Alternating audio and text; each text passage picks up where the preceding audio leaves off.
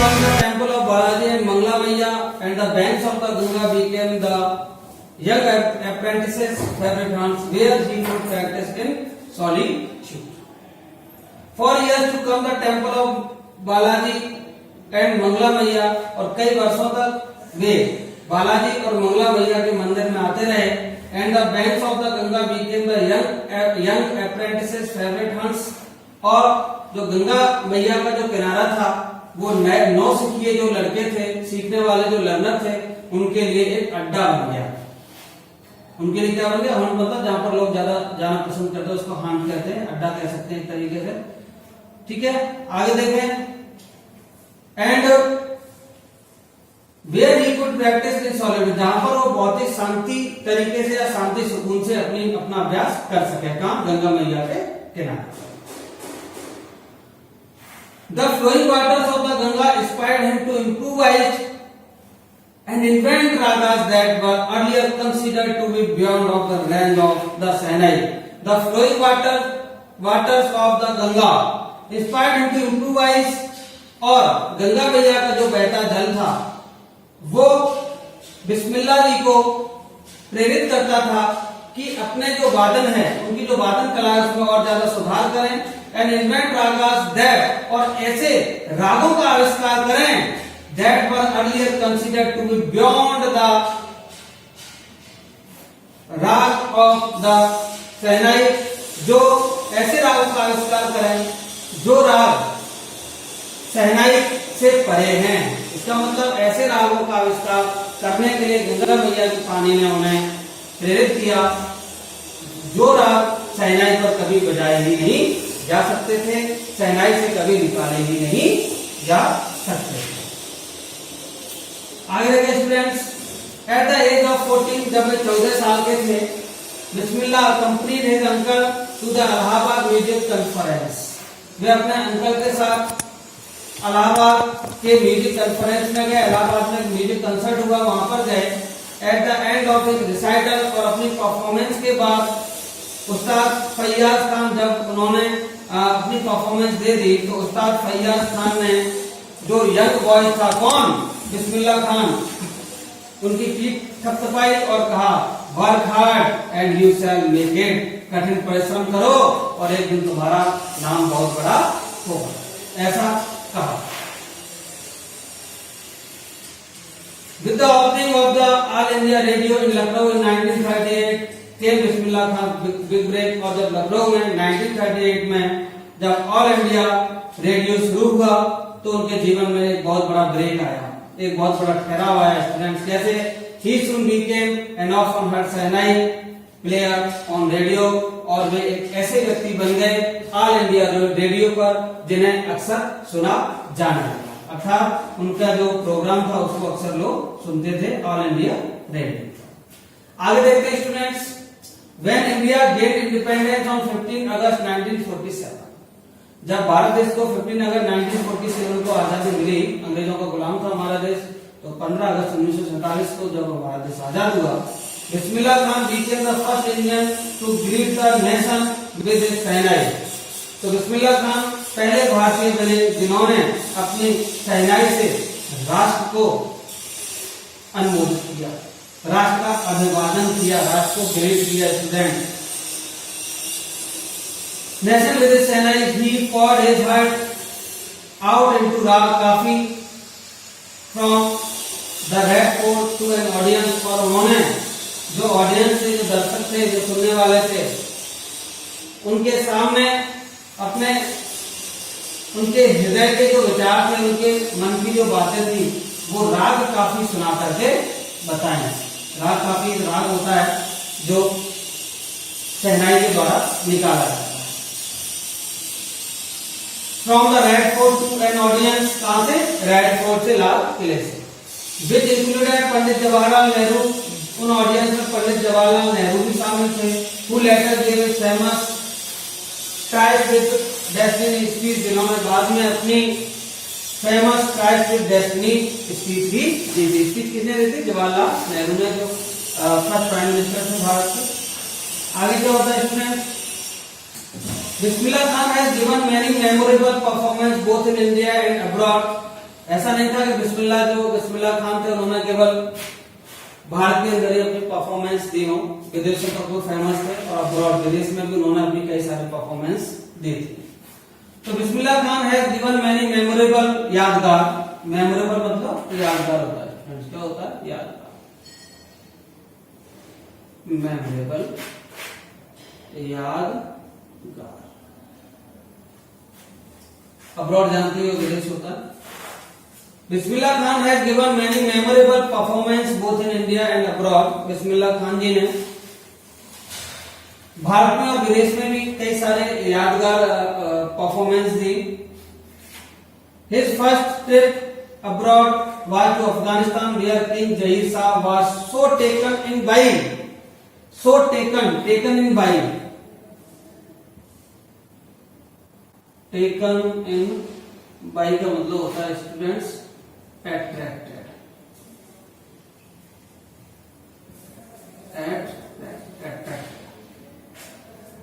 उनकी जो पहली जो ट्रिप थी विदेश की वो थी अफगानिस्तान, जहां पर किंग जहीर शाह उनकी जो उस्ताद जी की जो परफॉर्मेंस थी उससे इतने ज्यादा आकर्षित हुए कि he gifted him priceless Persian carpets, कि उन्होंने बेशकीमती या अनमोल पारसी कारपेट उनको दी, चटाई दी, एंड अदर सोवेंटेस, क्या दिए? सोवनेस। सोवनेस का मतलब होता है स्मृति चिन्ह। क्या होता है स्टूडेंट? स्मृति चिन्ह,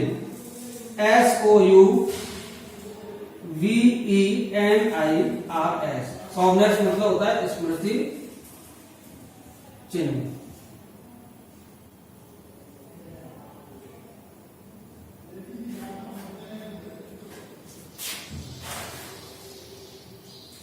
और कई सारे स्मृति चिन्ह दिए। The king of Afghanistan was not the only one to be fascinated with Bismillah Khan music. Bismillah, ऐसा नहीं है कि अफगानिस्तान का जो राजा था वही बिस्मिल्लाह खान के जो म्यूजिक था उससे प्रभावित था। फिल्म डायरेक्टर विजय भट्ट, फिल्म डायरेक्टर जो थे, निर्देशक थे विजय भट्ट, वो भी बहुत ज्यादा इंप्रेस्ड हुए जब उन्होंने बिस्मिल्लाह खान का जो म्यूजिक था वो एक फेस्टिवल पर सुना। That he named a film, और जब उन्होंने सुना तो उन्हीं के नाम पर अपनी एक फिल्म का नाम रख दिया जिसका नाम था गूंज उठी शहनाई। क्या नाम था फिल्म का students? Goonj Uthi Shehnai. The film was a hit, और जो फिल्म थी वो बहुत ज्यादा हिट हो गई। And one of Bismillah Khan compositions, और बिस्मिल्लाह खान की जो and one of Bismillah Khan compositions, और बिस्मिल्लाह खान जी की रचना में से एक दिल का खिलौना है टूट गया, इनकी जो रचना थी वो नेशनल वाइड चार्ट बस्टर हो गई। इसमें एक सॉन्ग था इस फिल्म में, वो पूरे हिंदुस्तान में बहुत ज्यादा फेमस हो गया। Despite this huge success in the celluloid word, और सेल्यूलॉइड वर्ड फिल्म के रिगार्डिंग एक वर्ड इस्तेमाल किया जाता है, सेल्यूलॉइड वर्ड। तो despite this huge success in the celluloid word, इतनी ज्यादा सफलता, इतनी बड़ी सफलता पाने के बावजूद भी, फिल्म जगत में इतनी बड़ी सफलता हासिल करने के बाद भी Bismillah Khan ventures in film music were limited to 2।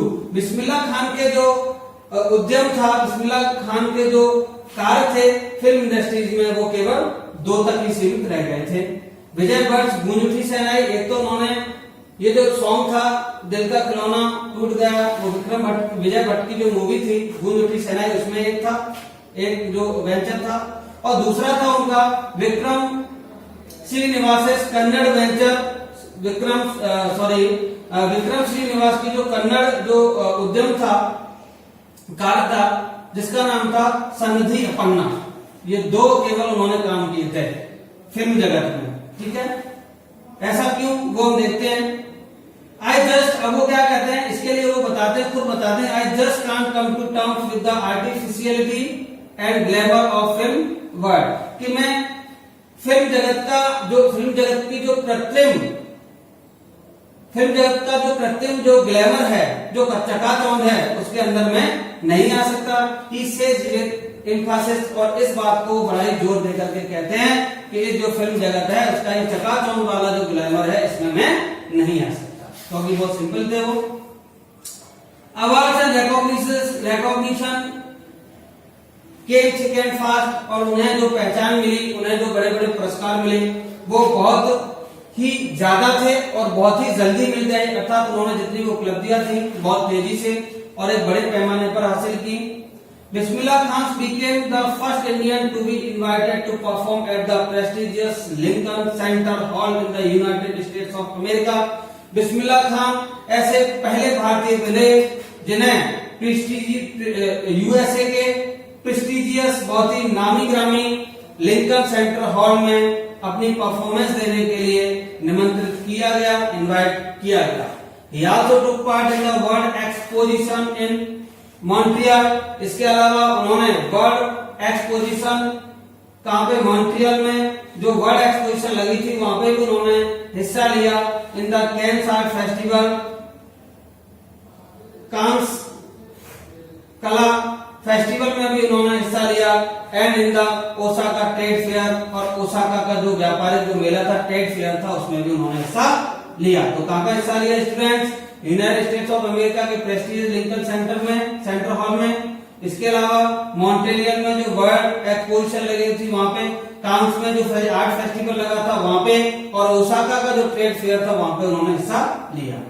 So well known did he become internationally that an auditorium in Tehran was named after him. मॉस्की उस्ताद बिस्मिल्लाह खान, वे इतने ज्यादा वेल नोन हो गए, इतने ज्यादा फेमस हो गए, इतने ज्यादा लोग उन्हें जानने लग गए कि तेहरान, क्योंकि ईरान की राजधानी है, तेहरान में उनके नाम पर एक ऑडिटोरियम का नाम रख दिया गया जिसका नाम है तहर मॉस्की उस्ताद बिस्मिल्लाह खान। इतने ज्यादा फेमस हो गए थे स्टूडेंट्स।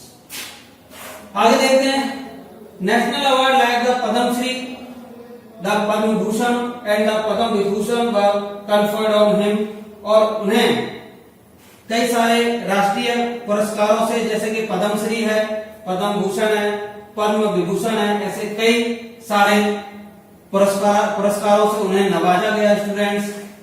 ठीक है, और 2001 में 2001 Ustad Bismillah Khan was awarded India's highest civilian award the Bharat, और 2001 में उस्ताद बिस्मिल्लाह खान को भारत के सर्वोच्च नागरिक सम्मान भारत रत्न से नवाजा गया with the counted award resting on his chest, और इस जो अवार्ड, ये पुरस्कार मिला उससे उनकी छाती भराई, अर्थात वो बहुत ज्यादा प्रसन्न हुए जब उन्हें भारत रत्न से नवाजा गया।